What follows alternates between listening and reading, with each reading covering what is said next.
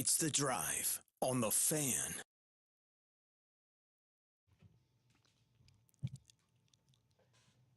Hey, good morning, greetings, salutations. It is The Drive. Devin, Dixon, Paul Ratliff, Tara Atkin, ready to go on a Monday morning. Oh, man. We love our Monday mornings. Love our Monday mornings. After the opening weekend of high school football, Monday mornings is just a little bit better. Pretty good showing for our Region 9 teams in the opening slate last Friday night. It was just so good to have football back. There's no question. Paulie's sitting there. What are we leading with? We're leading with high school football on a Monday morning. And football is back. It was a football Friday. Paul, Tara, and the gang were over there at Snow Canyon. Wow.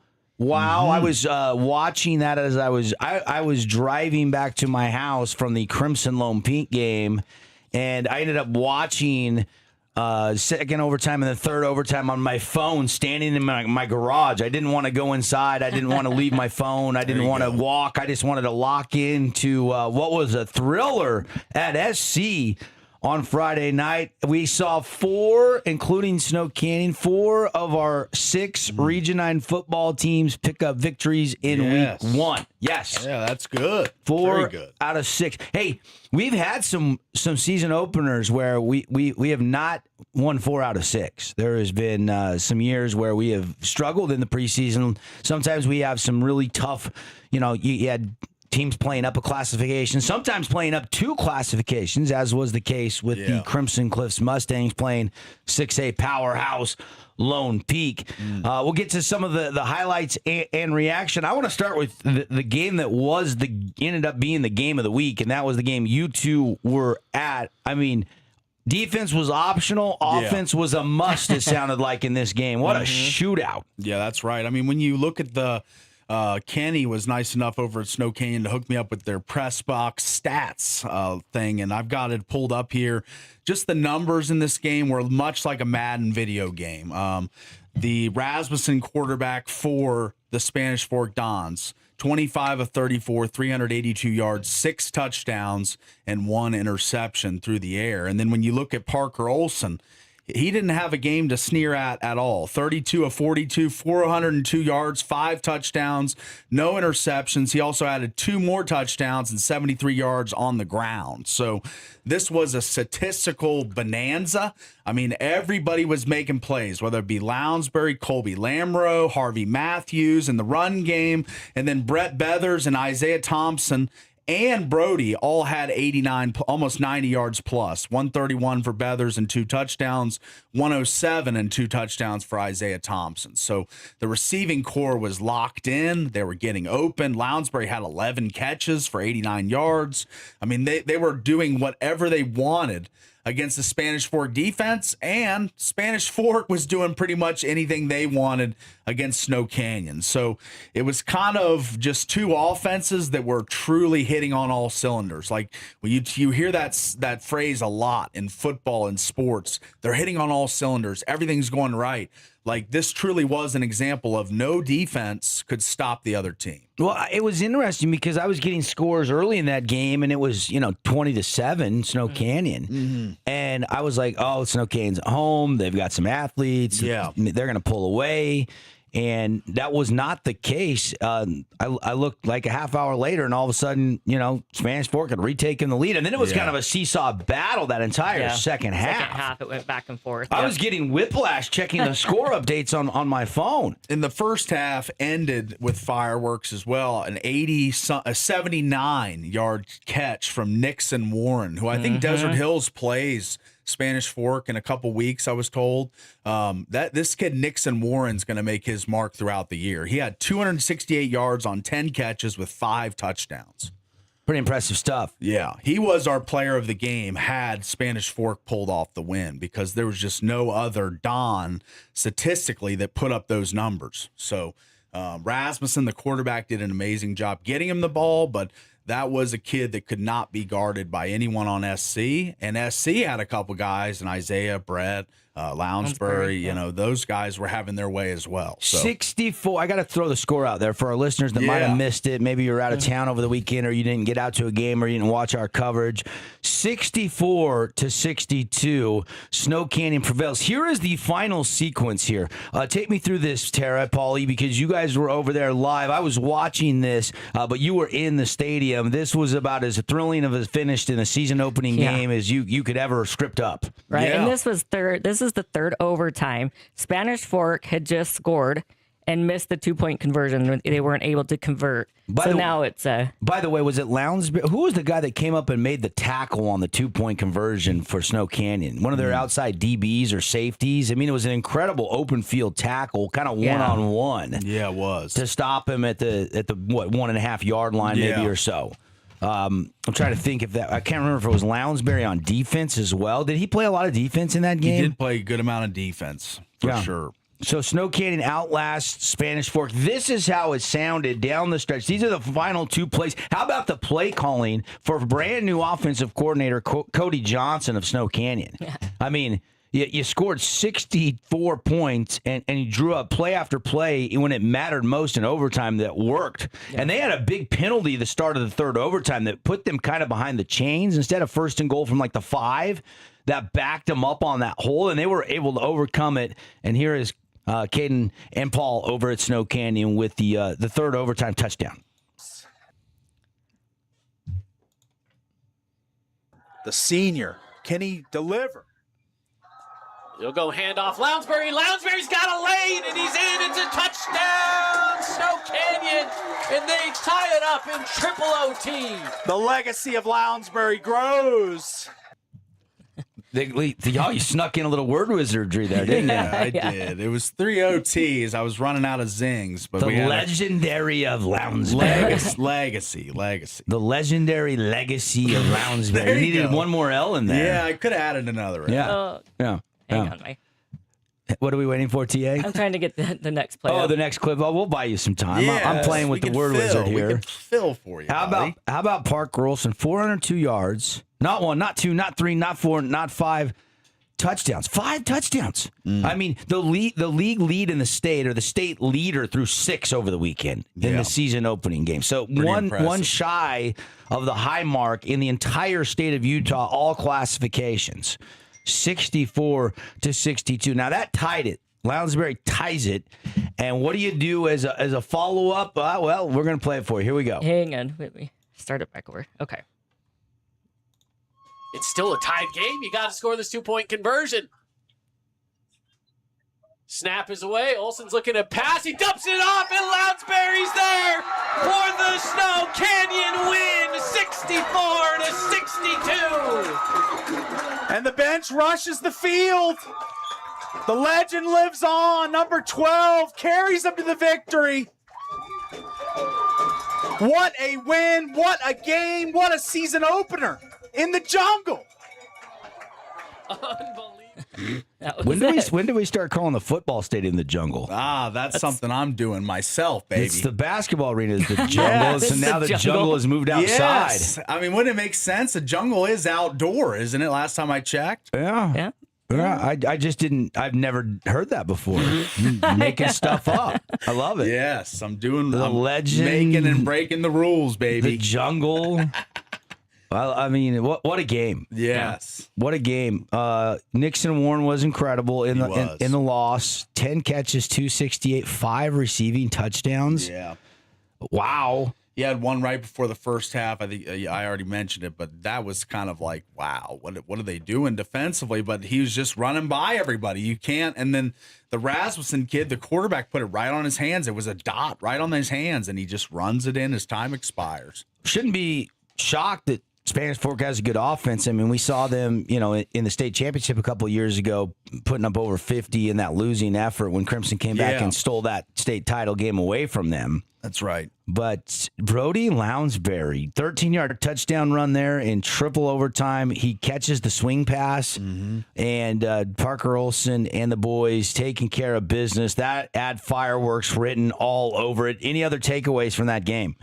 Yeah, 145 total yards for Lounsbury between receiving and rushing, and he's going to be a factor all season. But I don't think we've talked enough about how good this receiving core is. Brett Beathers, Isaiah Thompson, they were studs out there, averaging over 14 yards a catch for both of them on 8 and 10 targets. I think they're going to be a problem for a lot of defensive coordinators in Region 9 this season. Those two are a tough tandem to corral. And I could hear the excitement from Coach T in the media day coverage talking about his offensive line. The offensive line did play well.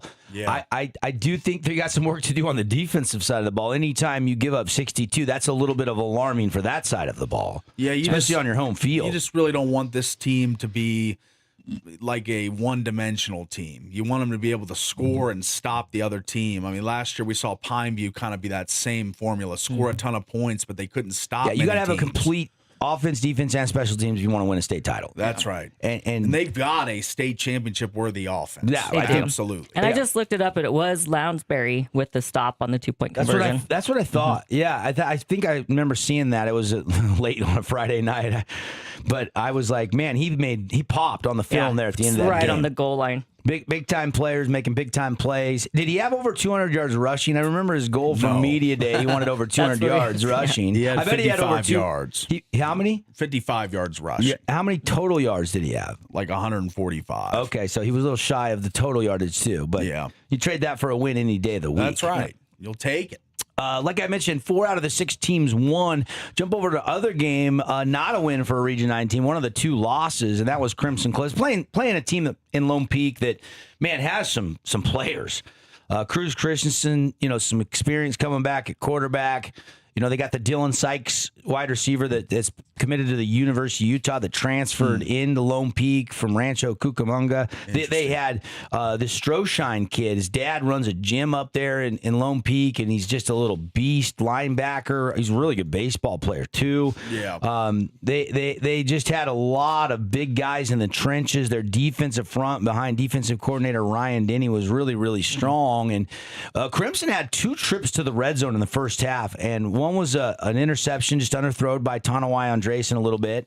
And then they would try to run a mesh, like stretch handoff wide to the freshman Hualisa, excuse me. Nobody calls him by his real name, Isaac. Everybody calls him Who. Oh, nice. So Huber or Hualisa. This kid's a freshman. Watch out. He is going to be a really good one. That door opened up for him to be the starter in the everyday back, rotating a little bit with Tebbs when Cade Shaw got hurt in the summer and is out for the season with a back injury. Yeah. And Hualisa, this is the very first touchdown, and there's your scoreboard from the weekend. I was going to go back to the Crimson, and then we can run down those scores again. But this was the first touchdown in the second half. They did not score in the first half, and it was all Lone Peak, but they were still in the game, and they had those 2 red zone turnovers. But they finally got on the scoreboard, and here is the freshman that I was just talking about, Hualisa. You get a kid that open, you overthrow him in high school. They'll run into Hualisa, breaks a tackle, diving towards the goal line, and there's the special moment. First touchdown of the season for the Mustangs goes to the freshman. Yeah, Lisa there with the nice little weaving run right up the middle. Kind of got the lid off a little bit, but too many fireworks for Lone Peak. They took the second half kickoff back for a score. They had this receiver / return man. He actually had 2 touchdowns returning the game. The other one was called back due to a block in the back. But, you kind of knew that Crimson was in trouble right out of the locker room in the second half when they took this one 99 yards. Watch this, Paulie. I don't know if you can see this, but he literally puts his heels on the goal line, jumps up, and lands inside the goal line so he could return this. You cannot return a longer touchdown than this. It's not humanly possible in football. Score, put this away early here. Yeah, let's end this game right now. Caught and returnable. Had to jump up to keep it in bounds, and he's going to take it out to the 25-30. Has a little crease down the sideline. Beats the kicker, and now cuts back. Foot in the ground to the 40. Down to the 30. He could go the distance, and it's going to be a kickoff return for a touchdown for Lone Peak. What a return, and that is exactly what Coach Brockbank wanted to see out of his special teams unit. Had 99.9 9. Yeah. I mean, a long the 1 foot was literally just this far from the goal line, like an inch or two. It jumps up to make that. That's was how you know you're a good kick you returner. Want to you want the run ball. the ball. You want the ball. Yeah, Crew Robinson was the kid's name that took that. He also had another touchdown in the game as just, and the kicker, the field goal kicker goes 4 for 4 for Lone Peak. Wow. Yeah. 36, 40, 41, and a 51-yarder. Wow. And There's they some were NFL all teams that need him. They Yeah, were, no kidding. I'm telling you, there wasn't a breath of wind. There was a little drizzle rain off and on. We didn't have any lightning delays over Crimson, but those all of his field goal attempts would have been good 60 plus. Wow. You don't see a kid at the high school level with that. I mean, just an unbelievable right foot. Zollinger was his name. Mm-hmm. And when the dust settled, Crimson goes down to Lone Peak. But I think Crimson's going to be just fine. That's a really good 6A team that lost to Corner Canyon in the state championship last year. Yeah. They're really well coached. I think they played much better than Perry expected. Perry's power guide had that a 43, differential, kind of a wider margin. I know you said some of the scores were late in the game, but still, it was never a 40-plus point blowout like some people expected. Yeah, I mean, Crimson's going to play you tough. They have reloaded size-wise. They have dudes. I thought the defense, made things pretty tough on Lone Peak most of the night. Mm-hmm. They were never going to win this game. You could kind of tell it right there from the start of the second half with that touchdown return. 2 of the touchdowns from Tanawai Andresen were against the twos later in the fourth quarter. One cool moment, though, he hits his brother Toa for their first touchdown. His younger brother Toa and Tanawai connected for a touchdown. Kind of cool for the Andresen family in the season opener. Duckett had the other touchdown on a back shoulder in the corner of the end zone, and then Hualisa had that first score on the ground. But Crimson does go down to Lone Peak. The other loser was Dixie. Richfield clobbered Dixie 62-20. And they had a lot of big scoring plays in this one. And, Riker Muhlstein hit Reagan Soderquist for 2 touchdowns in this game. They got a nice connection. We didn't really talk much about Soderquist, their tight end, in the media day coverage, but he shined in this game. But defensively, they could not slow down the Wildcats. This is a Ridgefield team that's supposed to give Juab and Cedar a run in that 3A South, and they put it on the Flyers, 62-20. Yeah, that was not the best game for the Flyers, and I'm sure they're going to want to come back with a better effort next week, and I think they will. But yeah, this game got away. Anytime you're hanging 60 on the game, that's a little bit of a wide margin between the two teams, 60-20. Desert Hills goes up to Hillcrest, good tune-up game for the Thunder on the road, 40-0. The storyline in this one, Deacon Virgin made his debut, new Thunder quarterback after playing last year for the Dixie Flyers. He threw for not 1, not 2, not 3, not 4, 5 passing touchdowns. So he was he's tied with Parker Olson in that department after week 1 in the Region 9 touchdown passing department. So good start there for Deacon Virgin. They play Timpanogos this Friday. We will have the Thunder here on the Fan Sports Network against the Timberwolves as one of our 2 games that we will be broadcasting. The other one will be Pineview hosting Cedar. And we will be raising money for Cedar High School over there at Texas Roadhouse. Friday will be our first pep rally pit stop. And so that's going to be a lot of fun. Invite any Cedar fans listening on 93.1 this morning to come down and eat at Texas Roadhouse before the game or come over to Texas Roadhouse after the game. It's really close to Pineview High School. That's why we're doing this on a special Friday. The rest of our Region 9 pit stops, which is a new fundraising initiative, tailgate atmosphere at Texas Roadhouse that we're right in the middle of on the Fan Sports Network, will be on Wednesdays, starting next Wednesday with the Pineview Panthers throwing their pep rally pit stop party. But 44-28, Coach Hosner wins in his return to the sidelines for PVHS. Manti's usually historically a good team. Maybe Manti's down a little this year, or maybe Pineview's a little bit up. But Coy Doman, the sophomore quarterback, 450 yards, 4 touchdowns in the win for Pineview. Yeah, that's impressive. I mean, we haven't really heard or seen much of this kid yet, but those numbers speak for themselves. And Manti was a good 3A team. I mean, last season that was a one-score game between these two teams. This year, a little wider margin.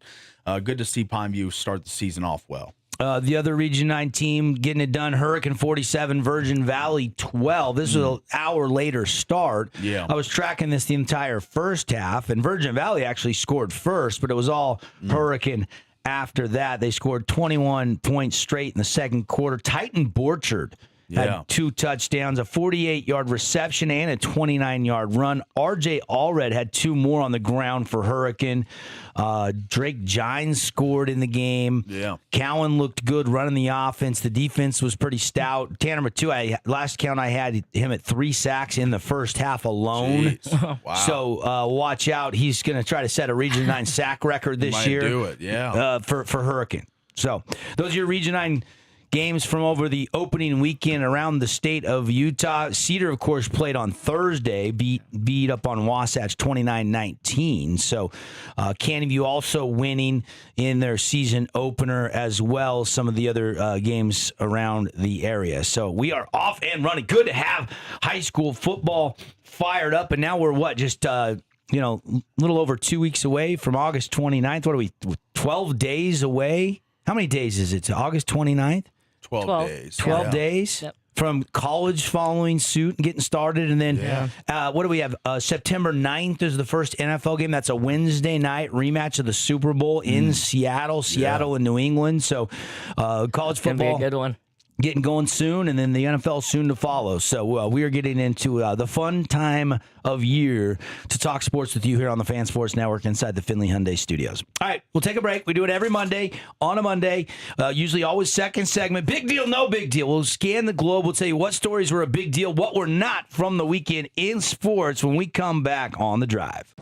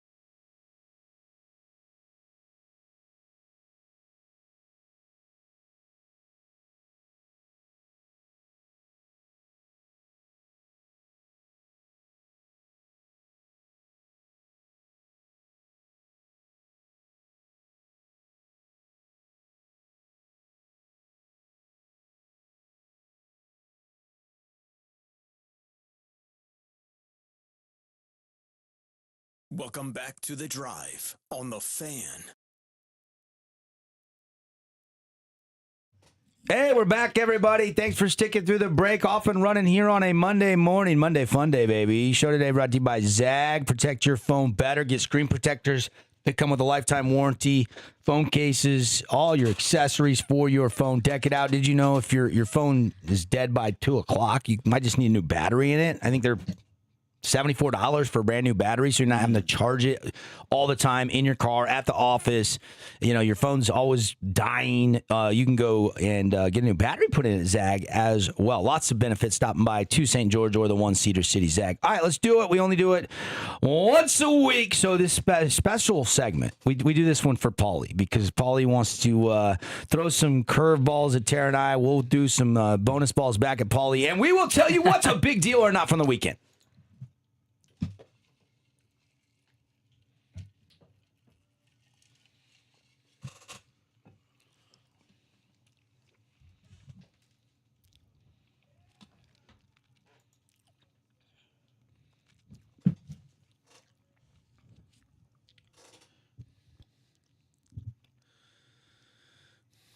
All right. Right now, let's get started as the new guard of Region 9 coaches went 3-0 in week 1. How about that? Big deal, no big deal.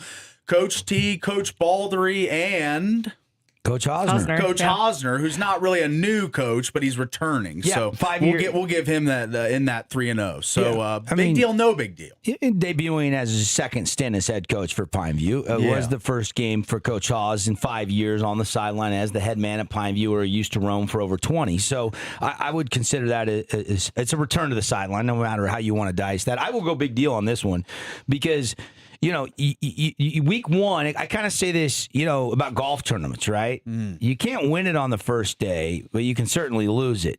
Now, you can't win the region title on the first day. You're not even playing a conference game, but you can certainly set the tone for the season. And I think these new coaches are implementing their culture. Yeah. And Coach Tadioli did a good job of finding a way to get a victory. What a memorable... He's got the most memorable win. Like, he's going to tell his grandkids in 25 years, like, my ever first coaching job, I won in triple overtime, 64-62. Yep. Yes. On the Lounsbury legendary... What did you call him? Legacy the legacy of Lounsbury yes. grows. Yes, it grows. Yeah, and so I think that's probably the most memorable one, but they're all memorable in their own right. I mean, Tanner Baldry would tell you, hey, great tune-up. Kids needed to play somebody else. I mean, Hillcrest is not a powerhouse by any stretch of the imagination. They've struggled in football. They have a beautiful stadium. You got on the road, on the bus, you went up with your buddies, and you found a way to get a win. They'll have a much stiffer task against Timpanogos this Friday in their home opener. Yeah. But you'll take a win any way you can get it. Yeah. And then for Coach Haws, I mean, Pineview, I don't know how much they're up or down from years gone by, but Manti has always had a high-octane offense and been a really good 3A. Mm-hmm. And Pineview went up there and took care of them. Yeah, went up there and took care of him. So, and Doman throws 5 touchdowns, and you had a lot of good plays on defense. You had some takeaways on that side of the ball. Obviously, that's the area of concern that has to get improved if Pineview is going to start competing again for region titles and state championships. As we've seen these unbelievable offenses that Pineview put together. But Adam Legg is a brand new offensive coordinator, even though he played for Coach Hosner, and there's a lot of familiarity there. And Adam's like another son for Coach Hosner. I would say big deal, confidence department, especially for these 3 head coaches, and the culture department really gets a boost when you go out and you win the season opener when you have a new coach. I mean, Desert Hills only won 2 games last year. Yeah.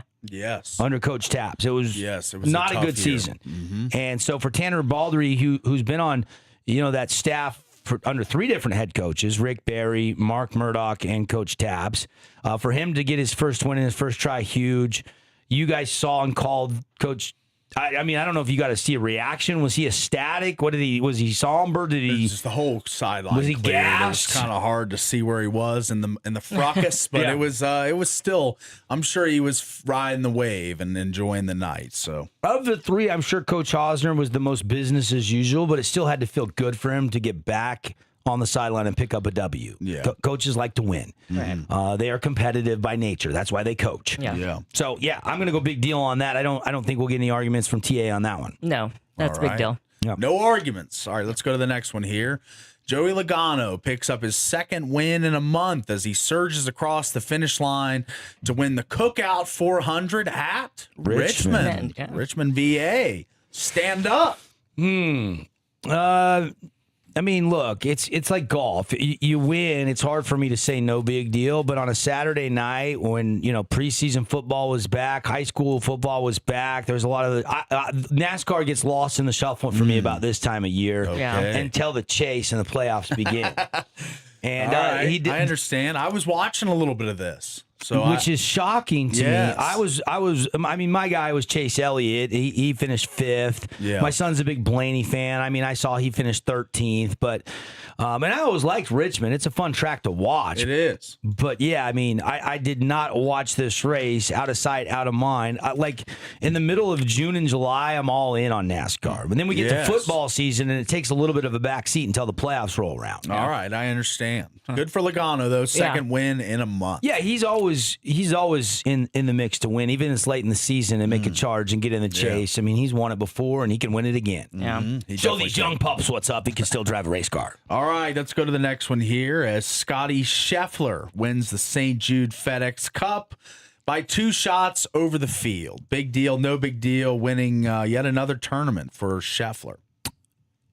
Yeah, I mean, if I'm going to go no big deal on the NASCAR, I feel like I should probably go no big deal here, but this was the playoffs. And while I perk back up for the playoffs, there's a lot of money on the line, and Scotty had a 61 in the 3rd round. Yeah. And he kind of wondered how he'd respond, and he goes out and shoots a couple, or it was the 2nd round he had the 61. And then he follows it up with a good weekend, and he's got Sung J.M. and Sam Burns in the final group, and Scotty pulled away. I mean, he just pulled away. He shoots 66 in the final round. And the guys in his group, I mean, Sam Burns shot a couple over par. I think he shot 3 over. Okay. Yeah. The other guys in his group, I don't know what happened to Sung J.M., but he shot 4 over. I don't know if this was a little bit of a Tiger effect playing in the final group on a Sunday of the playoffs with Scotty, but the guys around him, they did not play well playing in the same group as Scotty. And so for that reason, and Scotty winning by 8 shots. 8 shots.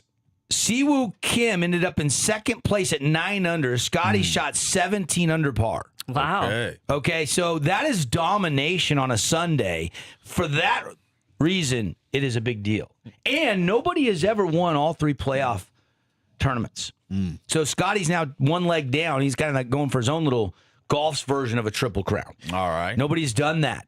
And 1 down, 2 to go for Scotty Scheffler. All right. So big deal. Or would you say no big deal? I said big deal. Oh, big deal. I said All right. it's the playoffs in golf. Playoffs. All right. Yeah, it's the playoffs. All right. Let's do a bonus ball. This one's for Tara. By the way, here. can I just say this? Okay. What the hell was wrong with Rory McIlroy this weekend? I don't know. I don't know. We didn't watch. We didn't watch. 74-70, 72-72. He finished the tournament tied 66th, 8 over par. Wow. Jeez. It's falling on hard times. 25 shots more than Scotty Scheffler.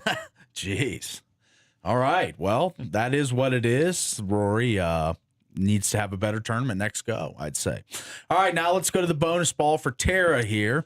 Utah Tech held their scrimmage on Saturday, and one notable name was held out. That's quarterback Deacon Hill. Big deal, no big deal. The quarterbacks and how they look, the ones that played on Saturday.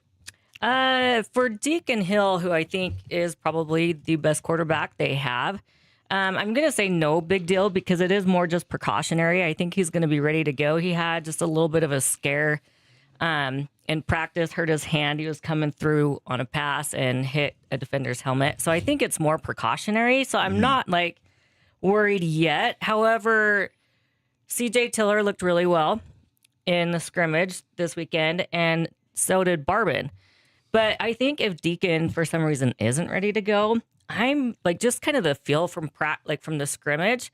I would wonder if they're going to try running a 2 quarterback system again. Because Barbin, he can throw that long ball, but I don't. Tiller. I don't care.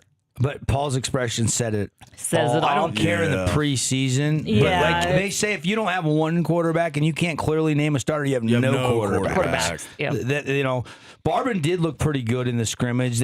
Rod caught up with Tim and talked to him afterwards. I mean, it's the second one. You're really looking to set the depth chart after scrimmage number 2. Yeah. Anybody else pop, Tara, at the scrimmage? Like I said, Tiller looked good. Their defense was on fire. Defense and is further ahead. They were hitting hard. Yeah, they were going all out. So the defense looked really well. The offense, I think, has a little bit of work to do. Asa Chapman looked really good on like his plays. And so, do we have... I did send you the clip there of Rod Zundel catching up with junior quarterback Bronson Barbin. Well, I've got to pull it up here. After that second scrimmage, which was Saturday morning, TA went down there and was watching the scrimmage, and I am getting excited for this gauntlet, as Jaquio Mitchell called it, stretch to open the season with Montana State at home on August 29th for Utah Tech, and then they go to Lavelle Edwards Stadium and BYU in week 2, and then they got to go to Washington Grizzly Stadium in Missoula in week 3. So you're playing at least in one poll, number 1 and number 2 in FCS, and then you're playing a top 15 team in the preseason polls in BYU. But a little sound from scrimmage and a little bit of a quote from former Dixie Flyer and the guy that has the most starting experience from last year's roster, Bronson Barbin. How do you think it all played out today? Yeah, it went really well. There's a lot of things that we can obviously learn from, but overall I think the offense has improved, and that's the biggest thing. It's just improving each day and each week. What difference can you see in the improvement from now to the beginning of fall camp? Yeah, I think, we just step up in leadership. We've got a lot more leadership, and obviously we had a lot of new guys, so they're starting to get the plays down, so everything's just running a lot more smoother and cleaner. I do agree with that. I was down at the first scrimmage, been to practice. We did the show there on last Thursday. That was a lot of fun, by the way. We had Coach Afoka stopped by, and Johnny Broadhead, and Ken Beezer brought Paulie donuts, and there was a lot of fun things. And Paulie didn't eat any of those donuts, which was shocking to me. The discipline is out of this world. Impressive from Paul Ratliff, ladies and gentlemen. I had 2 of the donuts. There you go. Terry even had half of one, and you didn't have any. Yeah. But it was a lot of fun to be down there and watch them practice. And I think overall they're healthier. I think practice, you can see that Coach is now kind of starting to get his kids into camp and recruit his type of players. And I feel like some of the new coaches they brought in, the structure is really quick, fast paced, and things are just on the hop. Yeah. And so I think there's some things to get excited about. The schedule is exciting, but it is absolutely scary exciting, if that makes any sense, for the first 3 weeks of the season. Mm-hmm. I mean, most people would not go out on a limb and say, hey, Utah Tech's going to be 0-3 to start the season, and nobody would be shocked by that statement, playing those 3 teams I just mentioned. Yeah. So it's going to be tough. But I do agree with Barbin and Tara, your assessment, like defense maybe a little further ahead. The quarterback battle, I don't think we got anything decided because Deacon Hill has had a really good camp. Remember, he's the Iowa transfer. He's got the most experience. He's now a 5th-year senior. And he was hurt all year last year, so we never saw him. And now he's dropped some weight. He looks quicker, looks healthier. Yeah. And he might have been the leading candidate to win the job through fall camp so far. And then I think on a follow through on a pass, he hit somebody's helmet. Yes, hit a defender's helmet. What happened? Just bruised the hand, And so he was not able to go in that scrimmage. Now, we don't believe it's season damaging for Deacon Hill, but it does hurt your odds to start when you can't get out there and play in the second scrimmage, and you have to watch CJ Tiller and Bronson Barbin get most of those 1 and 2 snaps. Yeah, but I do think it was just precautionary. Like, they just don't want to risk anything. I think he'll be good to go as the starter, hopefully. Yeah, and I would be okay with any of these guys winning the job, but I kind of lean in Paul's territory by thinking I kind of want somebody to be named the starter, and I don't want him looking over his shoulder. I want him to get the ball and let him go for the first couple weeks of the season, and barring an injury, let him play through it and really start to try to develop some chemistry and be the guy. Yeah, you'd hope that one of the guys takes the reins and doesn't allow it to be a 2-quarterback system. The only reason it's a 2-quarterback system is you're lacking with the 1 quarterback. So hopefully one of them can be a complete player. Which Barbin was lacking last year, and that's why I wonder if they're going to try it with CJ Tiller because he can spread the defense. He's the most mobile of the 3. Yeah, he's a dual threat. He can run. He's more athletic, whereas Barbin can't. Yeah, it's not that Barbin can't. He's just not as gifted as a runner of Tiller. We saw him run a little bit last year, but that's not his strength. You're certainly correct on that. He throws the long ball. He's got the stronger arm. You're probably, based on the schedule alone, I mean, I don't think I'm being crazy here by saying you were probably going to play more than multiple one. quarterbacks because time and score is going to matter in these first 3 games. I mean, you're getting a big paycheck to go play BYU. They're planning on stomping you. Yes. If you haven't been paying attention, BYU, Kalani's hot under the collar right now. Yeah. I mean, they're probably going to come out angry. Yeah. In that game.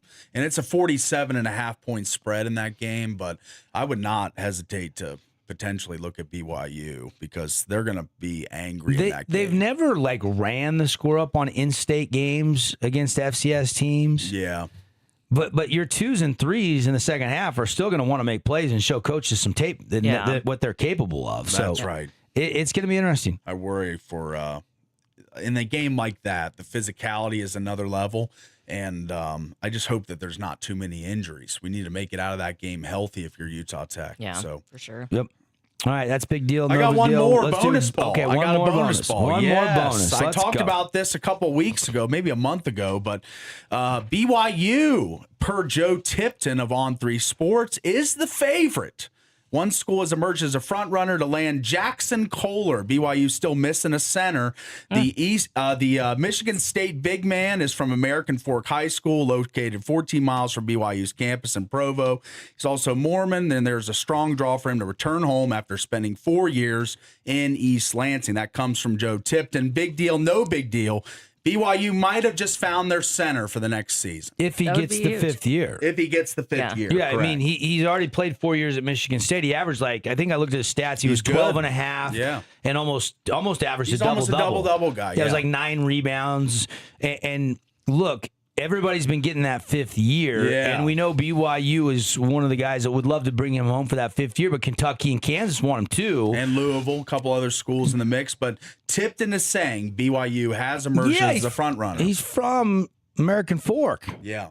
So he grew up right down the road. So, yeah, that makes a lot of sense. I don't know what the NIL, numbers, how much does BYU have left in the kitty? Yeah, he'll be a pricey player. Make some quick calls to some friends of the program. Cookie Man, yeah. All right, good stuff. That would be a big deal because he is a big, proven player at the collegiate level that played for Tom Izzo, which I would love a lot to have that kind of guy in Provo. They don't have a center right now. They need a center. I mean, this would be huge for him to get. Yeah. No question about it. And a lot of people do think that 5th year will be granted. I mean, a lot of 5th years have been granted around the country. We were talking with Camelia Hafoka, the volleyball coach. She has 2 5th-year players that were just started practicing last Monday with the volleyball team, and it looks like they're going to get that 5th year back. I don't know if that's official yet. I don't know when Kohler's case will be heard or seen or what. I don't know the timeline on that. I mean, we're still in August, and basketball season isn't for a while. I'm sure they're still expediting football rules, eligibility rules, and then they'll move to basketball. But you got to deal with the fall sports first. But I think it's very likely we see Jackson Kohler in Provo. Yeah, it's looking like the stars are aligning for him to head out there. 12.5 points, 8.9 rebounds last season at Michigan State. All right, got to take a break. Back in a flash. It's The Drive on a Monday. Stick with us. Lots to get to when we come back.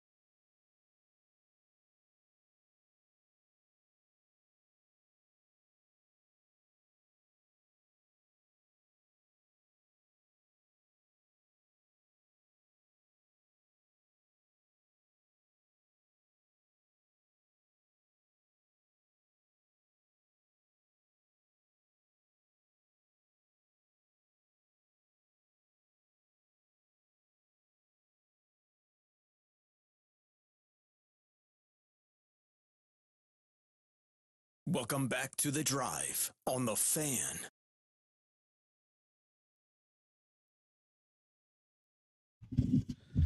Super bass, baby. Pauly's beatboxing. Yeah, Yeah, that was Pauly. Yeah. Yeah, that was definitely me. Sounded good, dude. I know. I suck at beatboxing. Pulled the curtain back. It was him. Yeah. Beatboxing. You can't call what that was. That was just making some noise. Okay. Let's make some noise. Oh, it feels good after a Football Friday to get into the new week and some fun things we're going to be bringing back to you. I wanted to just kind of bring our listeners up to speed so you're in the know with everything we've got going on the Fan Sports Network, because we want to invite you out to a few of our events. One, when I checked Saturday morning, thanks to everybody that watched, we had over 7,000 viewers of our high school football coverage and counting. There was still some people going back and watching that on demand, those games. And we had those two games, the Snow Canyon triple overtime. Why wouldn't you want to go see some highlights from that game? That's right. That was a great game. Marathon. Spanish Fork won over the weekend. And then I'm sure a lot of Lone Peak fans were tuned in. I apologized live on the broadcast to Lone Peak fans. I had used the Max Preps roster for Lone Peak, and it was very inaccurate. I'm not sure if they just forgot to update it on Max Preps. By the time I switched over to the Des News roster on my computer, I'd already missed some names. That always throws a curveball at announcers when you have contradicting rosters online, different names and on the same number on two different rosters. That's never fun. No. That's never fun. So that game, though, we had quite a few viewers too, as Crimson ended up losing to Lone Peak. 33-21 was the final score in that one. We're going to be bringing back our Findlay Subaru Player of the Week award, where we'll pick 4 Region 9 athletes. And you can vote, and we'll hook them up with a gift card from the Fan Sports Network and our friends at Findlay Subaru. Prime IV's been a partner in that as well, giving kids a super powerful drip down there at Prime IV. We're going to be scouring the entries, and this is where we need your help on our Jimmy John's highlights of the week. We decided this year we're not doing a highlight of the week. If we get good highlights, we are posting them when you submit them, and we are still giving all of you, when we post and use your highlight, $100 gift card to Jimmy John's. How many lunches is that? It's like 10 lunches, right? Yeah, that's a lot. At least. You can still get a turkey tom for under $10 at Jimmy John's, right? Yeah, I think so. So like that's I don't know, 5 weeks of food if you go there twice a week. So that's a nice value. So all you have to do is go to our website. If you caught a video, you caught a touchdown, or you caught something over the summer, it's a baseball highlight. It doesn't matter what sport. It could be wrestling. Or age, right? We talked about this. Yeah, it can be young kids. Be youth sports, local sports highlight, even action sports. I've said, like if you do like something, a little action sports, do something cool out at the reservoir, or you do something cool up at Bryan Head. I mean, we want your sports highlights, no matter what sport. I don't know if it what got lost. age. I haven't seen it played yet, but my gainer off the rock at San Hollow. You saw that, the double flip I did. Yeah, you didn't do a double flip. That was AI generated, Tara. Exactly. Yeah. I mean, Pauly stood up on the ledge, but then it wasn't him that actually jumped. That was AI generated. He superimposed. Some He had a Michael stunt Phelps, body on Paul Ratliff's head. Yes. But you get the idea. Go to our website. It's really easy and quick to upload the video. You just go to our website. You upload the video. You can do it on your phone. You can do it on your laptop. It's really, it won't take you more than 30, 60 seconds, and you can win $100. And if you're submitting that means you probably know the person that made the highlight, and so it gets them a little added exposure. We'll try to get it trending. We will have monthly votes, and we will feed some local teams. If you're chosen for the athlete of the month, the whole team gets free Jimmy John's, Jimmy chips, Jimmy cookies. and we'll take those to practice or on a game day. We'll take them down there so they feed the whole team. So we love our partnership, our Jimmy John's highlights. So we need your nominations. Please send us your videos on our website, thefansportsnetwork.com. The other thing I wanted to mention, it's back again, is our Holbrook Big Score Dessert. Every time a team scores over 25 points, which all of our region teams did except for 2, you get to go get 5 ounces free frozen yogurt. It used to be buy one, get one free. We've switched it back to just 5 ounces free. Yeah. So this has kind of been a tradition where, students, families, parents and their players go to Yogurtland. It's only good at the St. George Yogurtland over by Dick's Sporting Goods, and you get 5 ounces for free. So that's good on Friday night till they close. Oh, and then the other thing that we're our Snow Canyon kids couldn't have made it anyway. Yeah, it was after triple overtime. It was midnight. And a lot of teams were on the road last week. Really, Crimson and Snow Canyon were the only 2 home games where you probably could go take advantage of the Big Score Dessert. And that, you're right, that triple overtime hopefully some people made their way over from Crimson. Lone Peak went over the 25 points, but Crimson themselves did not. It's 25 points by the winning team. Yeah. Obviously, we want you to take advantage of the 5 ounces free. So once it's in effect, it doesn't matter what school you root for. You just go in there and say, hey, I'm here for the Big Score Dessert because so-and-so scored over 25 points. Yeah. And you'll get that free offer at Yogurtland. So take advantage of that every Friday night all season long. Into basketball season, we'll keep that rolling as well. And then the final thing in the news and notes department here is our pep rally pit stops. This is really cool. We've teamed up with Short Fuse, Desert Sports Management, Finley Subaru is a partner with us, and we are going to be at Texas Roadhouse this Friday. And we will be there, 3:30 to about 5 o'clock. We'll have a special 1-hour live college game day type show. Coach Ty Hyatt, football coach, is going to be by. Girls soccer coach is going to stop by. And really, all you need to know is if you're a Cedar fan or you like Texas Roadhouse and you're hungry before you go to a game, you stop by. Each Region 9 school has a specific night designated for their fundraiser, and they get 10% donated to the school from that night. So if you want to, Cedar plays at Pineview, and I know Cedar's not in Region 9 with the realignment. This is their second year not in Region 9, but they are the defending 3A state champs, and we wanted to include them because if this goes well and we have some fun, we might do it for basketball and even the spring sports season, and they will be in our region for that. So check that out this Friday afternoon. Hope to see you at Texas Roadhouse. Hour 2 coming up when we come back.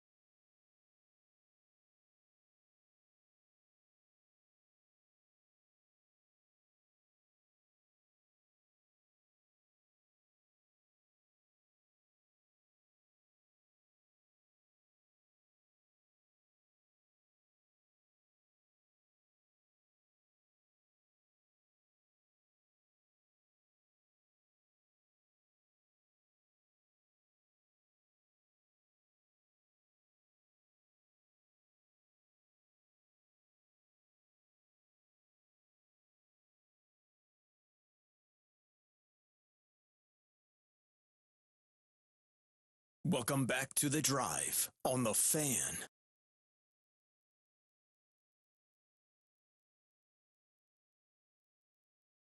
Hey, buddy! Welcome back, everybody. Hour 2 here on the Fan Sports Network. Devin, Paul, Tara. It's the Drive Morning Show crew from the Findlay Hyundai Studios, where you can get 0% plus 90 days, no payments on the Santa Fe or the Tucson right now through September 8th with the Getaway sales event. So you got a couple weeks to go take advantage of that over there off exit 13 at Findlay Hyundai. And let's get you what's trending and catch you up if you're just tuning in this morning on The Drive. And let's get you all the headlines.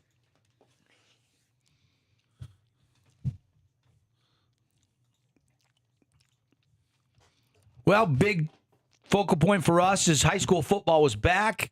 As of last Friday night, everybody in the state got their season going, and we go. Region 9 goes 4 wins, 2 losses, 4-2 record. Yeah.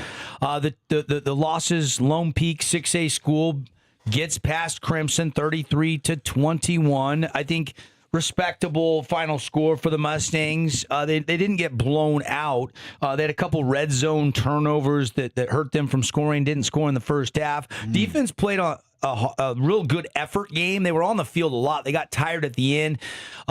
They did score 3 touchdowns all in the second half. Yes, a couple of them came against the twos when the starters were out to make that a little bit more respectable. But that's a team that gave Corner Canyon a run for their money in the 6A state championship last year. And so I think Coach Wayne, even in a loss, will find a lot of positives on the film. The other loss was Dixie. Dixie gets beat up by Richfield. That's a little bit alarming, isn't it, Paulie? Yeah. Just the final score and how that game was not close to a 3A. And it's a good 3A team in Richfield. They got some dudes. Dixie predicted to finish last in the region in the Des News and the combined media and coaches poll that the Fan Sports Network put together. 62-20 the final score. I think the headline is their tight end, Brygan Soderquist. Yeah. And I know Brygan. 2 touchdown receptions from Riker Muhlstein. That was probably the bright spot there for the Flyers. Yeah. Guy that is going to burst on the scene and big, strong, 6'4" target. Expect him to have a big season, but defensively they struggled and then couldn't consistently score and turn that game into a shootout. Everybody else won. Hurricane won down at Moapa Valley. Titan Borchard had a huge performance. RJ Allred had a couple of touchdowns. Deacon Virgin led Desert Hills to a 40-0 win on the road over Hillcrest. He threw for 5 touchdown passes. Coy Doman, also 5 touchdown passes. Pineview's defense, much better job against Manti this year than in years past. So that's exciting with Coach Hosner back on the sideline. And then the other game, you guys had that shootout. And how about the legacy of Lounsbury continuing to grow on a Monday morning, according to Paul Ratliff? That's right. 64-62 final, 3 OTs. It was the best game on the slate from this past week. It was awesome. Best defensive game? No, but best, most compelling value. Triple overtime. I don't think any other game went to triple overtime in the entire state of Utah. Yeah. So this one lasted the longest.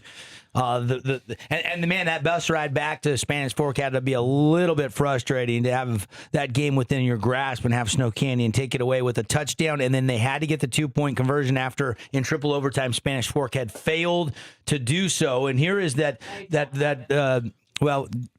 we had played it for you earlier. It was Lounsbury making the stop on the 2-point try for Spanish Fork, making an open field tackle.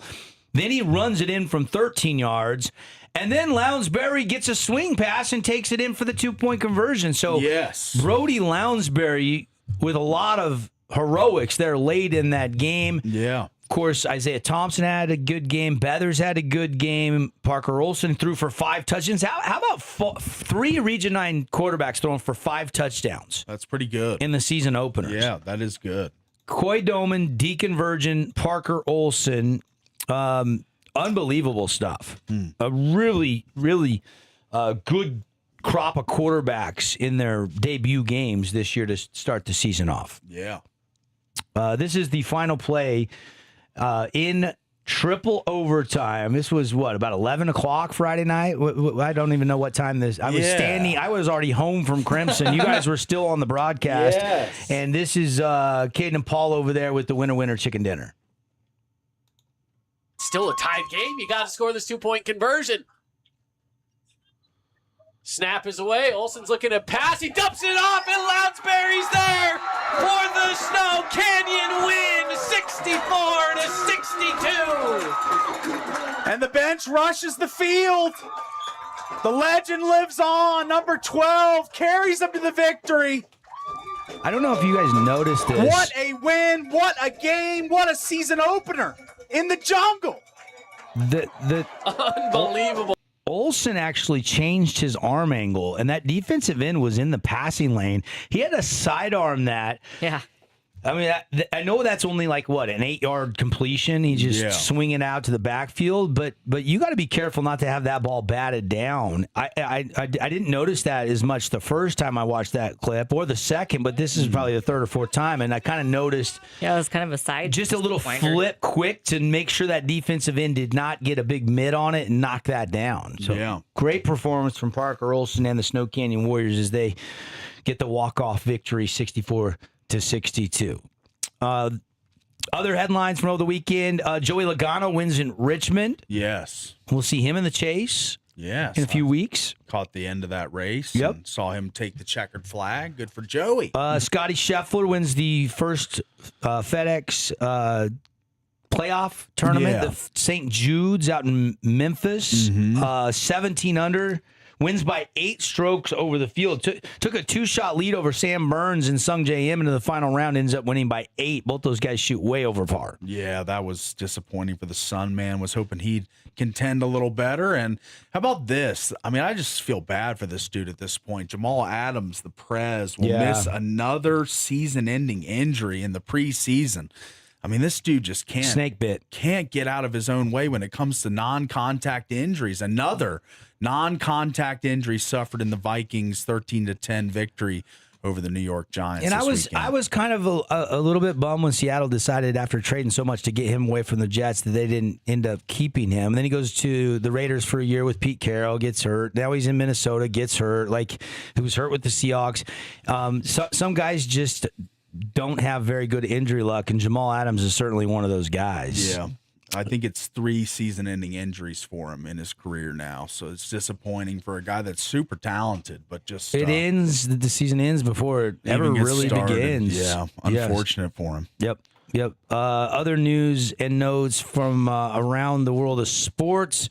Von Miller agrees to a deal with the Dallas Cowboys. How about this? The DeSoto, Texas native goes all the way back to Dallas, Big D, and is going to play in front of a lot of family and friends. I hope he gets a suite from Jerry, because there's going to be a lot of people wanting to go see Von play in his probably last season, I would assume. Maybe he might run it back one more after this, but he's getting up there. I think he's in his mid-30s. Yeah, Dallas' defense... what's the kid that they drafted? Sonny Styles? No, that's the Commanders. Or Caleb Downs? Yeah, Caleb Downs. Yeah. I heard he is already beyond his years and experience in the playbook and leadership as a rookie. Dallas actually could be very improved on the defensive side of the ball. And then you add another pass rusher in Von Miller to that group, gives you a veteran. So not only are they the GOTI, they're the GDTI. Greatest defense there is. No, I wouldn't say that, but their defense on paper looks improved this year. They're definitely not the greatest offense either. Yeah, it's not the greatest offense or defense, but they got a nice tagline for their offense. Yeah. Why are you dogging on your boy Dak this morning? She started it. I'll jump in on him. I'll pile on, because I'm not a Cowboys guy. But this should scare fantasy football owners a little bit, especially me. I was planning on taking this guy in a couple leagues. The Cardinals are hoping Jeremiah Love can be ready to play in Week 1 after suffering a high ankle sprain in the game against the Raiders. When asked about it, LaFleur said it's an ankle, so we'll just keep it at that. He could miss a week and be reevaluated next week, but the timeline is hopeful for Week 1. He played 23 snaps Thursday night against the Raiders, 11 carries for 58 yards. He also caught 3 passes for 14 yards against the Raiders. Yes, I like this guy. I'm intrigued by picking him in some leagues. Yeah, and Might LaFleur want to make sure that ankle is healthy before you do. I know. I'll make sure he's all ship shape, buddy. Okay. LaFleur was asked on Sunday, you know, what they had hoped to accomplish with that kind of workload in the preseason, and he said it's a rookie that had not played. We wanted to see what he could do. Captain Obvious. Yeah. Obviously, you don't want to see an injury, but there's going to be some injuries. It's called football. Yeah, especially running backs. That's a very highly volatile position of experience injuries. So the other thing it's unfortunate, that made highlights over the weekend and kind of the fantasy football buzz was Jackson Dart, that risk reward play on Saturday where he took that big shot. He lives in the blue tent. And he got nicked up a little bit as well. I think they cleared him, though. I think they did clear him. Yeah. He visited the blue tent once again. I think he was first in the league in blue tent visits last year at the quarterback position. So over Tua? Dart was true. Dart was 3 of 4 passing, 26 yards and a touchdown. Had a 15-yard touchdown pass to Malachi Fields, the Notre Dame guy. The team's I like him. 3rd round draft pick. Yes, and that. But in the second quarter, you know, how many concussion checks did he have in his career already? Like 5 times he's been to the blue tent, as you alluded to. I mean, he's been a lot. Yeah. He's a physical player, and sometimes that happens when you play that with reckless abandon like that. All right, those are your top 8 headlines. We'll take a break. When we come back, lots more to get to. Let's talk some college football. And then your Region 9 top region players. Paulie and I have the list of guys that we were very impressed with in the season openers. The top 9 in Region 9, baby. Yeah, it's all coming up when we come back on the Fan Sports Network. Stick with us. Show today brought to you by Game Day Men's Health. Game Day Men's Health makes it easy for you to look and feel your best. Hey, guys, did you know you can get a free T-test? You need to know what your testosterone levels are, and it's absolutely free, and they'll get your results back in 15 minutes. And if you do go get a free T-test before the end of the month, you need to get on TRT therapy. Your first month is 50% off at Game Day Men's Health. So here's what I want you to do. Call or text. I'd recommend the texting early in the morning. Then they'll get back to you and get you slotted in for a time for your testosterone test, and the number to text or call 435-265-4223. Call or text right now. Game Day Men's Health to reclaim your game. 435-265-4223. We'll be right back.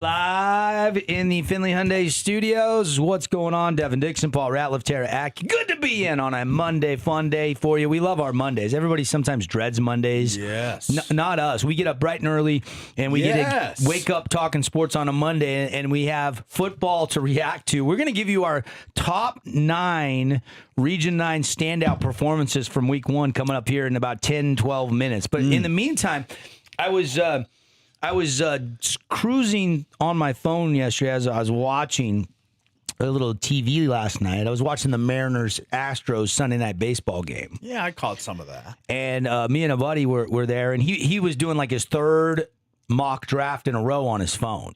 Wow. And so I started doing some prep too. I didn't do a mock draft last night. I didn't do 3 of them on a Sunday to warm up for fantasy football drafts, but I did start thinking and looking, and it made me wonder, if you had the number 1 pick in your fantasy football league this year, who are you taking number 1? Wow. A PPR league, just a 1 quarterback league. 1 quarterback. Yeah, league. not a 2 quarterback, because I know sometimes if you're in a flex or a super flex, then quarterbacks get taken number 1 overall. But if you have the number 1 pick in a PPR 1 quarterback league, and you can pick any guy in the NFL, I am hard-pressed to decide between a couple guys. Okay. Jahmyr Gibbs, Bijan Robinson, and probably Jamar Chase. And then right there in the conversation, I would say, is Puka Nacua and Jackson Smith-Njigba. Jeez, you're putting your boy behind Jamar Chase. PPR. No.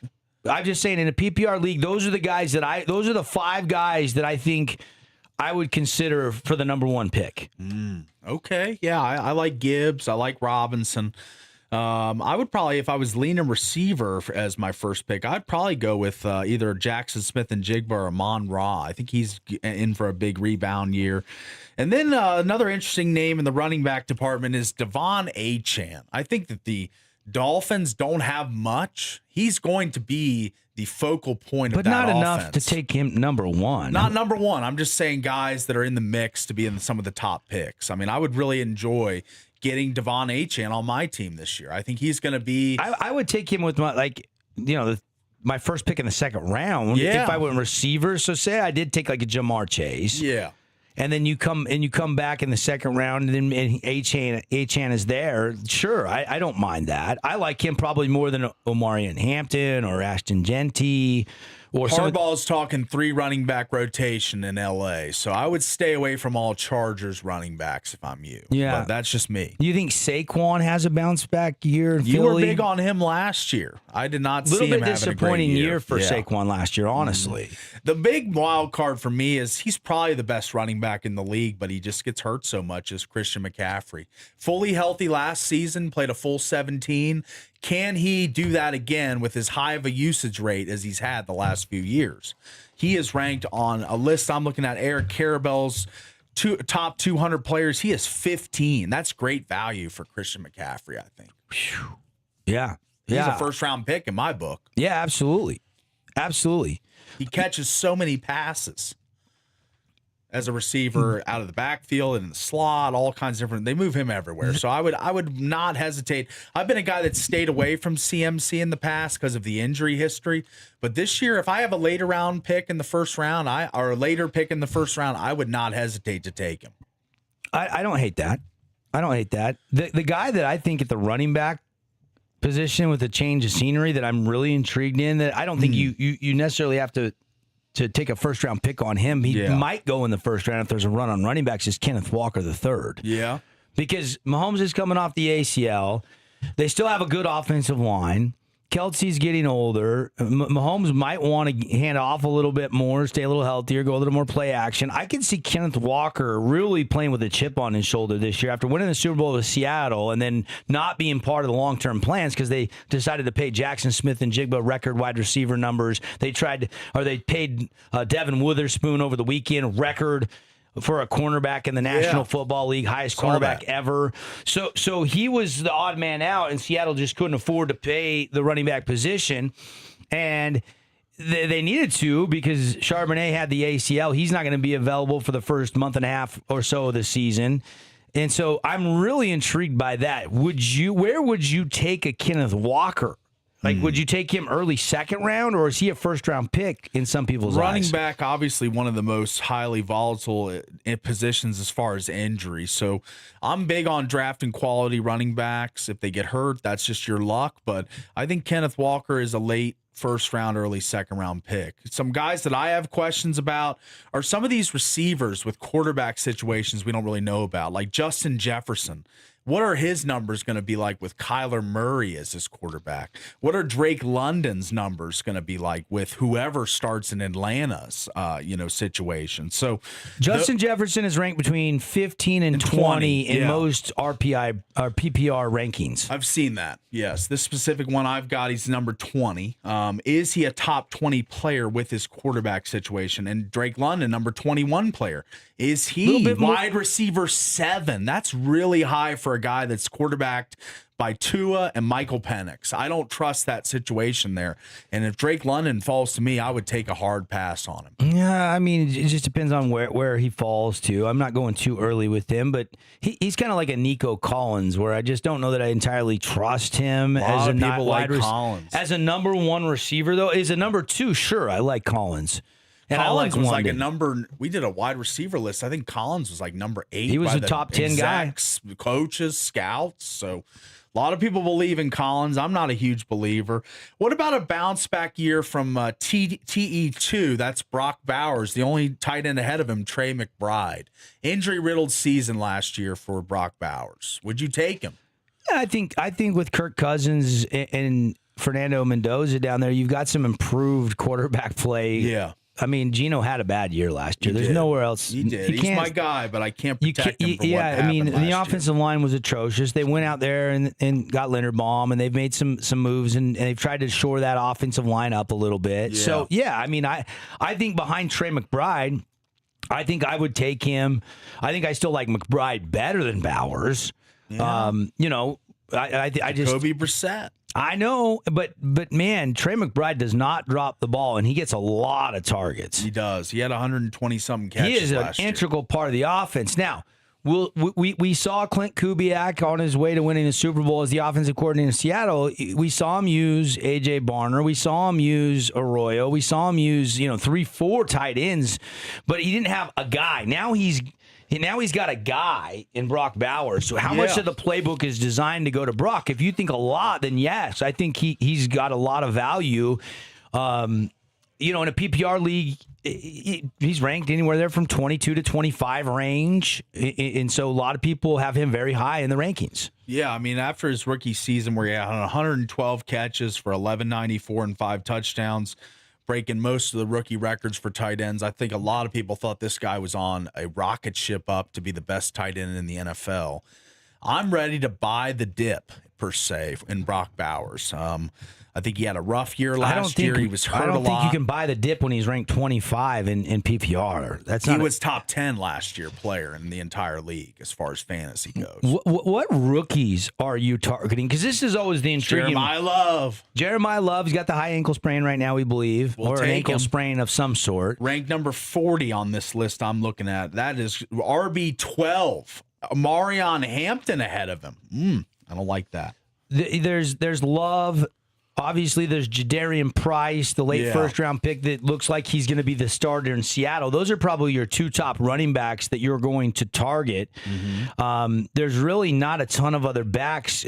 Jonah Coleman, who's kind of, I think he's probably second or third string out in Denver.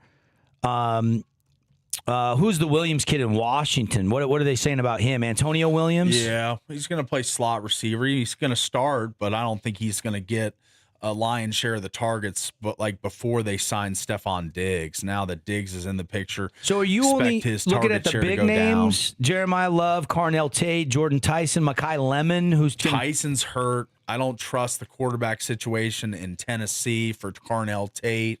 Really, the only rookie I've got spotlighted is Love. I think he's going to be a good player. Yeah. Well, what about you don't like Omar Cooper because the Jets drafted him? Yeah, probably Jets, Geno. What Yeah, it's about not great. Sadiq? Kenyon Sadiq Yeah, out of the Oregon. Yeah, I like him. He's kind of a raw. I mean, he's a big body. I don't know how good of a route runner and receiver he's going to be in year one. But he could be a red zone threat, catch you some touchdowns. Yeah. I mean, I don't know. Malachi Tight end's the toughest position to Malachi find. Fields caught a touchdown in his first preseason game with Jackson Dart throwing him the ball. Yeah. He was a later draft pick of the Giants. Yeah. Ty Simpson with the Rams. Anybody going to take him as a backup quarterback in case Stafford gets hurt? I don't see a lot of fantasy value in the rookie class. No. You're a lot more likely to stash Mendoza than you are Ty Simpson. Yeah. Mendoza at least could start by week 6, don't you think? If not Makai sooner. Lemon, maybe. Week 3. Some people are hoping that Makai Lemon will be a factor in Philadelphia. You also look at the guy, who was the guy that was Deshaun Stribling for the 49ers. He had like 75 yards in the preseason game, like 6 catches from Ole Miss. I could see him being wide receiver 2 with Pearsall out. He could be a good pickup. Deshaun Stribling, remember the name. Denzel Boston flashed in the first preseason game for Cleveland. Yeah. Hooked up with Deshaun Watson a couple times in that game. He's going to be – I've always had a rule, don't draft any Cleveland Browns in fantasy football. Will I lift that rule this year? Probably not. I mean, KC Concepcion, how do you say his last name? Concepcion. Yeah. Another guy in Cleveland that's a rookie. Yep. So I don't know. I mean, you look at the rookie rankings, and you're saying Love, big gap, and then Lemon, probably Price, Jadarian Price, probably Price number 2, but it's just because he's a running back and Charbonnet's out. I don't have any interest in Tate, Tyson. Lemon could be emerging because of A.J. Brown's departure from Philly. Devonta Smith looks to be the guy there, but he might be wide receiver 2. So if you're thinking you can get a wide receiver 2 in the later rounds with Makai Lemon, maybe you pull the trigger on him in Philly. But again, Hurts is throwing the ball, so we don't know how productive he'll be. Yeah. I mean, I heard one exec over the weekend say, Jalen's had a really good camp, looks strong. I think was it Fangio, the D coordinator, that was talking about Jalen Hurts? I was listening to the comments from over the weekend. New OC there, Mannion, I think his name is, for Jalen Hurts. So we'll see how good they are come week 1. Yeah. Get your fantasy football drafts ready to go. We are getting into that go time of the season. Now that week 1 of the preseason is in the books, you usually you do some mock drafts this week, and then next week's kind of the next 3 weeks are really the big draft weeks. Yeah. For fantasy football. We've got our Fan Sports Network draft on Sunday, August 30th is when we will be drafting. Yeah, 13 days away. Rest assured, Monday, August 31st, there'll be some shrapnel fired here in the studios. Yes. As there It's always my is. favorite part of fantasy. Now, the live draft is the best part. Somebody suggested an online draft. I thought that was not going to end well over the weekend. Yes, I saw Bad that suggestion. person suggest that, and he caught a lot of shrapnel. Justifiably so.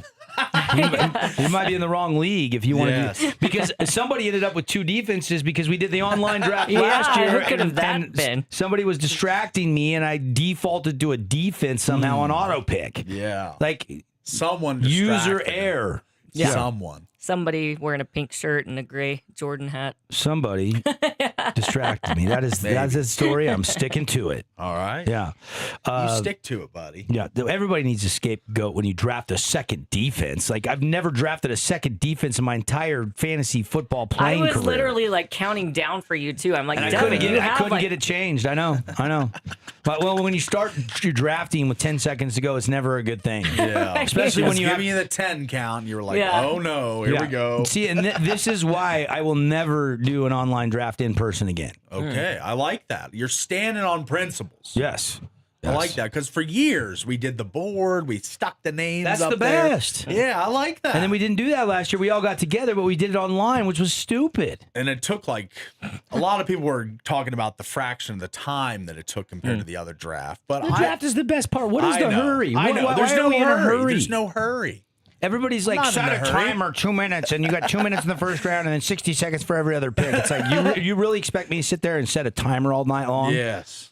That's not going to happen. I mean, everybody knows when a pick is taking too long, you got to hurry up and make a pick. You just kind of pressure that person. Come on, let's get going here. Right.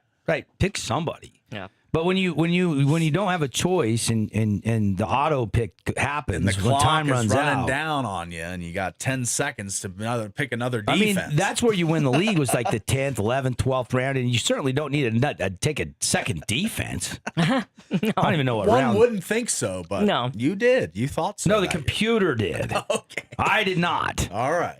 I did not. I had all these players in the quay. See, you have to have some kind of a queue. queue quay. I call it a quay. I call it whatever the hell I want. It's a quay. It's a quay. Okay. Yeah. Nobody knows what you're talking about though when you For say what quay. It'll ever I'm like, forever what? be known as quay. Is a Quaaludes? You've got stuff stashed in your Quaaludes. It's the French. It's Q-U-E quay. Oh, oui, quay. Yeah. Comment allez-vous? Croissant. That's a French word. Yeah. Who knew you were so sophisticated? Right? Nobody. Nobody. Yeah. He always drinks pinky up. Yeah, he does. Something that is not sophisticated, our next topic. Some guys really shine, but there's always omissions from lists. We have combined to put our wits together, and we've got a quay of players stashed, or a queue, as Paulie and Tara want to say. All right.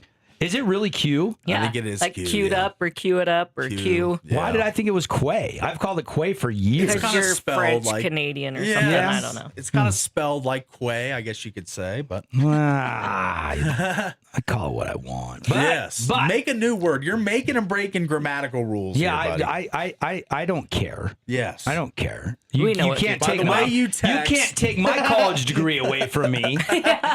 Right? It doesn't exist. That's right. Same here, my brother. Yeah, We can tell. No, I'm kidding. yeah. Well, I mean, who cares what you call it? Yeah. That's right. No online We all know drafts. what you're talking Ladies about. and gentlemen, do not do an online draft. The point of the moral of the story of this Yeah. segment is do not let your commissioner do an online draft. And shell the people that talk about Boring. doing a online draft. The whole point of doing fantasy football is getting together with your buddies and people. drafting. Yes. It is the Talking people. some smack in person. Yes. We got some notables coming up from out of town this year for our draft as well. Yeah, you know? people are willing to drive it hours to come to a Yeah. draft. And then you got the guy that lives across town begging for an online draft. Yeah. Man, the guy that lives across town is just getting shelled this morning. Well, And if he's not going to be there, we should be able to like draft his team for him. no, we'll just replace him. We'll get. He's out. He's out. We'll put Serena Williams on his team and just a bunch of Yes. randos. Yeah. Scotty Scheffler. Hey, when we come back, Sophie Cunningham.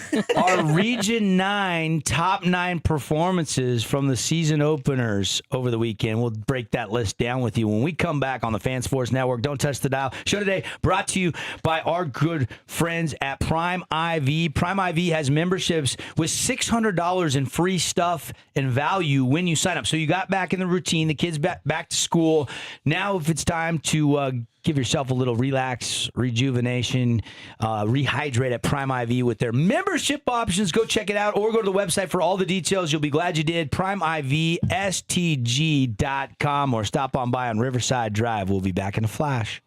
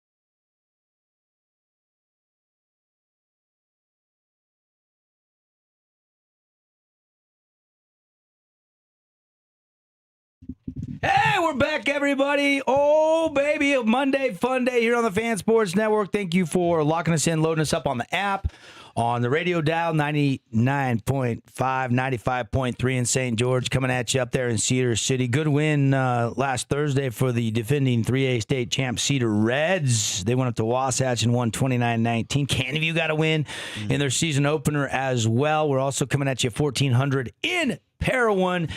And, of course, every single day you can watch the show on our YouTube page. Just search the Fan Sports Network and give us the old subscribe button. Of course, you can always listen on our website or our mobile app. Always a free download. Lots of ways you can tune in Monday through Friday, 7 a.m. to 9 a.m. here on The Drive. Paulie, Tara, and I have scoured all the box scores and kind of looked through everything that happened in Region 9 football. And we put our top 9 performers from week 1 on the board. Here we go. All right. I like this. Now, 4 of the 6 Region 9 teams won, okay, including that 3 overtime thriller that you guys were part of over there at Snow Canyon. The other 3 teams were all road victories. So, and the other thing that we pointed out earlier in the show is all 3 coaches making their debut or return to coaching, in Ray Hosner's case, won the season opener as well. Coach Hosner back at Pineview after 5 seasons away from the team. Coach Tadioli won in his debut for Snow Canyon. Tanner Baldery wins in his first ever head coaching job at Desert Hills on the road. We start with the game you guys were at. There's a couple guys that made the list from Snow Canyon. When you score 64 points and you put up that much offense, you're going to have multiple guys on our top 9 Region 9 performers. And we got to lead with the quarterback, Mr. Parker Olson. Yes, 32 of 42, 402 yards and 5 touchdowns, clean sheet, no interceptions. 14 carries for 73 yards and 2 more touchdowns. He was the leading rusher and passer for the Warriors. All right, and let's throw this play in because this is Olson hitting Isaiah Thompson, and Thompson is such a big target at 6'5". Yeah, he strides out. He's got the track genes from his dad James, who helps with the Snow Canyon track team. Might even be the head coach over there now with Coach Redfern taking the assistant coaching job at Southern Utah University. He makes our top 9 as well. And here's a little sample from the game last Friday night as Snow Canyon won in triple OT. Great guy came up to us before the game started as Olson does end up running this one in. Touchdown, Parker Olson. Touchdown, Warriors. Now 2 TDs on the ground. That was Olson with his feet. And then can we give him a little taste of his arm as well? I mean, this kid is truly a dual threat guy. I remember about halfway through the season, was it week 5 last year, 4 or 5, where Brody Lounsbury had been running kind of that RPO offense, and obviously then they groomed and brought along Olson, and then he took over the starting job during the season and never looked back. They put Lounsbury back to a running back and an outside linebacker type position, probably more suited for his skill set. This is more of Parker Olson, as Parker Olson had himself a day, one of a couple Region 9 quarterbacks to throw for 5 touchdowns. And we'll get to those guys in just a second. Hang on, I'm trying to... Nope. Yeah, it was a pretty dominant game from Parker Olson, but his weapons were just as good. You know, Beathers 131 and 2 touchdowns, Isaiah 107 and 2 touchdowns. They both averaged over 14 yards a catch. They both had over 8 targets. So these guys were demanding the ball and making plays when they were called upon. So I think both the receivers, the top 2 receivers for Snow Canyon, deserve to be on this list, and Beathers and Thompson. Yeah, we didn't have Beathers on the list, did we? I guess he's an omission. Let's add him as a bonus ball. But how do you are you going to put Beathers on or Lounsbury? I mean, Lounsbury. Yeah, he won him the game. It won him the game. All right, we'll bump out Brett for this week, but he deserves it. But so the 3 from Snow Canyon: Parker Olson, Brody Lounsbury, and then Isaiah Thompson. Yeah. Here's the other Right hand of here. Olson going in motion is Lounsbury.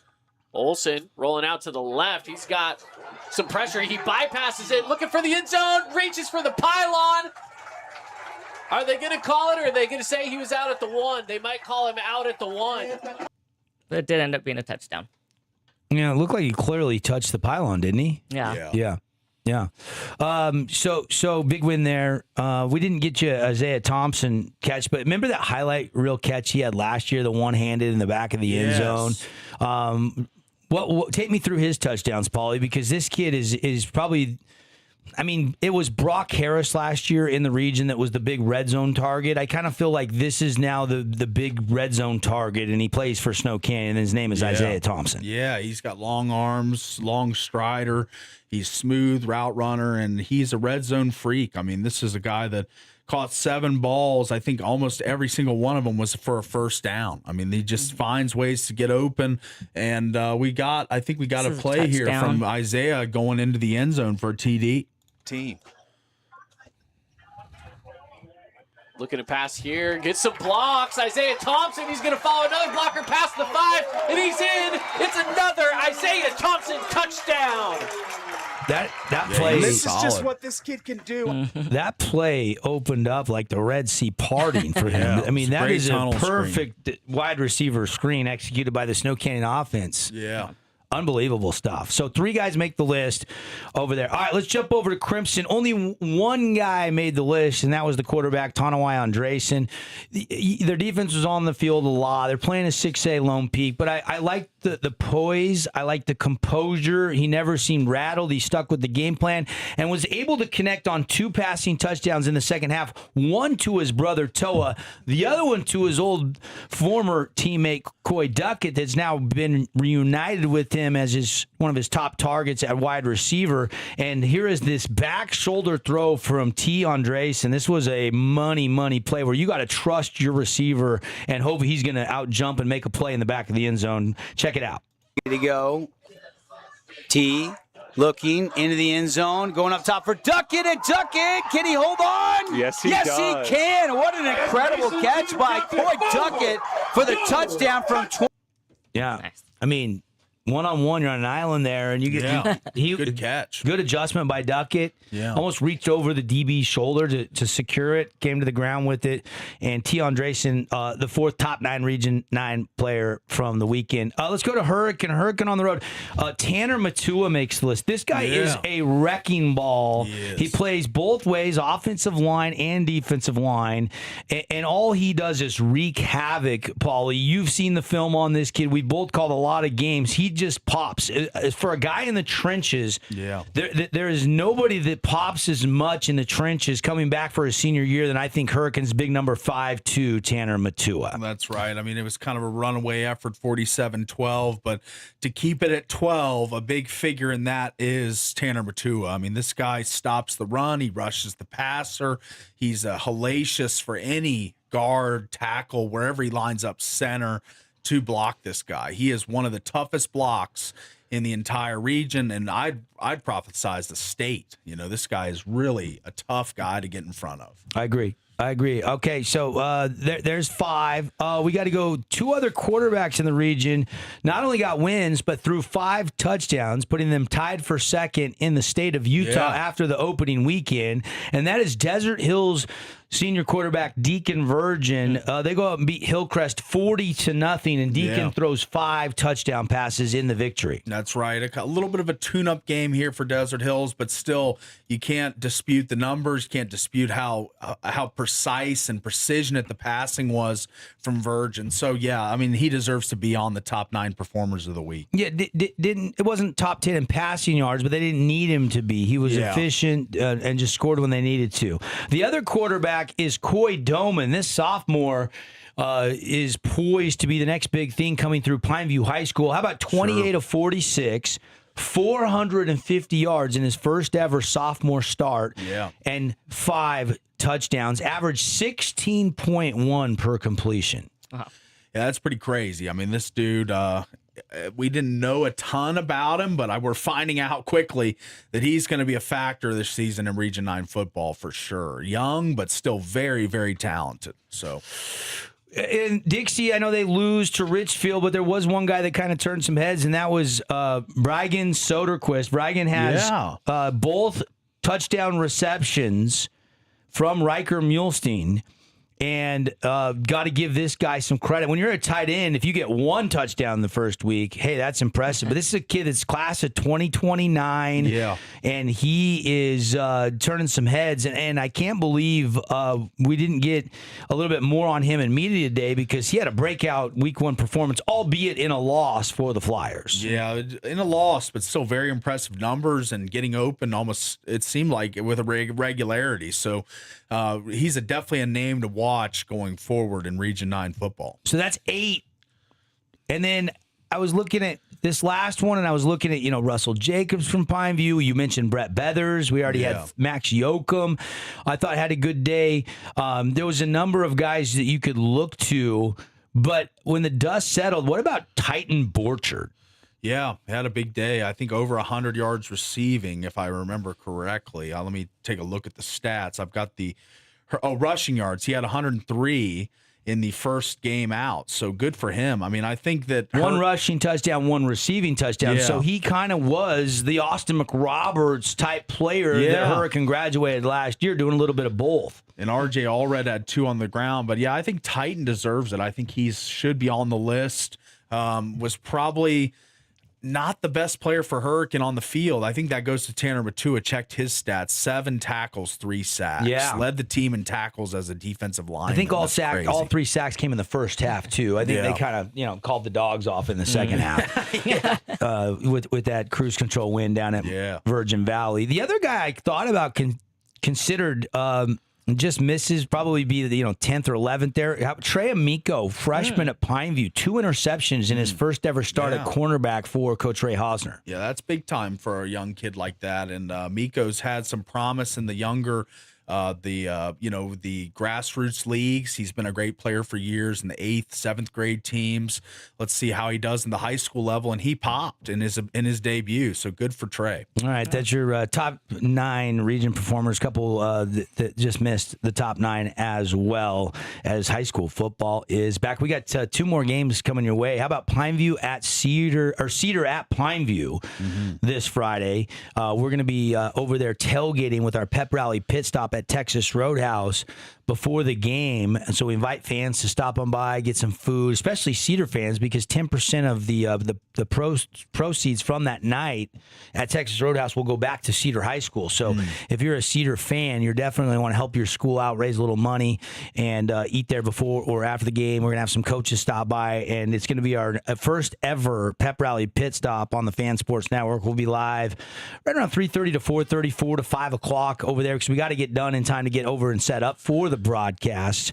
This will be the only one we're doing on Friday because Cedar is at Pineview. We're trying to make it convenient for Cedar fans to stop on by, already coming down for the football game anyway. The next 6 after that will all be Wednesday nights at Texas Roadhouse, starting a week from this Wednesday when we're back over there for the Pineview Panthers pep rally pit stop. And check out the entire schedule and what your school's date will be on our website, thefansportsnetwork.com. I got to take a final break. We'll come back. We'll rate the show and get you ready for the day in sports. It's The Drive on a Monday.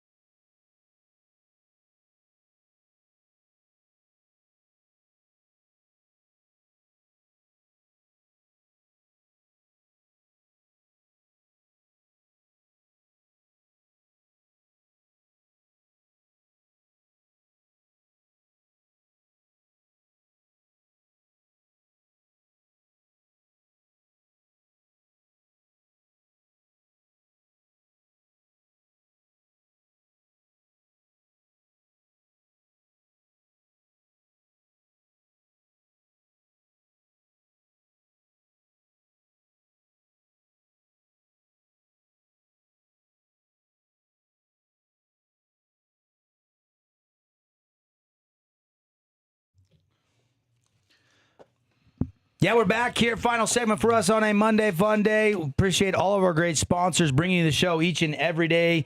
Our friends at Prime IV. Check out their August membership with $600 in added value. Appreciate Zag. Our friends at Coral Canyon Golf Course. They're closed for the next couple of days. They are aerating the golf course, but they will be back opened up real soon. You can still call out there and take advantage of that $80 special and get out and play at Coral Canyon Golf Course. Appreciate Game Day Men's Health. And, of course, our friends at Jimmy John's, our highlight of the week. Get your nominations rolling in at thefansportsnetwork.com. And who am I missing? Finley Hyundai. Our friends at Finley Hyundai that are our studio sponsor. Devin, Paulie, Tara here. Final segment. We've been heavy with high school football, reacting to the opening weekend. What was the number one reactions from you guys from over the weekend? Do you feel like Region 9 is going to have a good year based on week one? I think so. Yeah, I think it's going to be a fun year this year. I think we're going to have some teams in the mix in the state playoffs, and hopefully we get a team into the semis and the finals. Unlike last year, I mean, it's kind of a disappointing year not having a team up at Rice-Eccles, but I think this year we'll get one back there. So with what I saw. I mean, obviously, Dixie losing to Richfield, that's alarming. They were picked last. But you know, you don't panic about Lone Peak beating Crimson. Mm-hmm. You don't really get impressed by Desert Hills blowing out a bad Hillcrest team 40-0. But they did what they were supposed to do. But we don't know how good they really are yet. Snow Canyon's offense looks really good, but they gave up 62 points on defense. That's a little bit alarming. Yeah. And there's something to love and there's something to critique with every game from the opening slate. Yeah. In high school football. I'd agree.